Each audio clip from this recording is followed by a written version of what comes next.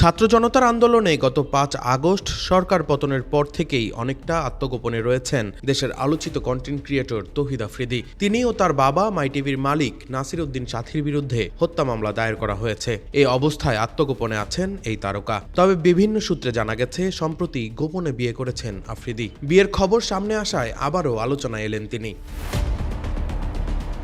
বুধবার রাত থেকেই সামাজিক যোগাযোগ মাধ্যমে ছড়িয়ে পড়েছে তৌহিদ আফ্রিদির বিয়ের ছবি। জানা গেছে তিনি বিয়ে করেছেন টিকটকার রাইসাকে। এতদিন রাইসার সঙ্গে প্রেমের সম্পর্কের কথা অস্বীকার করেছিলেন। তবে সেই রাইসার সঙ্গেই আফ্রিদির বিয়ের ছবি সামাজিক যোগাযোগ মাধ্যমে ছড়িয়ে পড়েছে।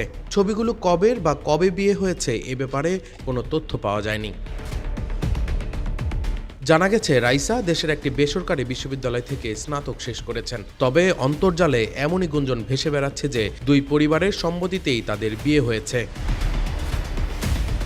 তৌহিদ আফ্রিদি তার ইউটিউব চ্যানেলটি চালু করেন 2015 সালের 3 ফেব্রুয়ারি। চ্যানেলটির সাবস্ক্রাইবারের সংখ্যা প্রায় 63 লাখ। এখন পর্যন্ত তৌহিদ আফ্রিদির ইউটিউব চ্যানেলে 208টি ভিডিও পোস্ট করা হয়েছে। তবে বৈষম্য বিরোধী ছাত্র আন্দোলনে নেটিজেনদের সমালোচনার পর তাকে নতুন কোনো ভিডিও পোস্ট করতে দেখা যায়নি। পুরোপুরি আত্মগোপনে রয়েছেন তিনি।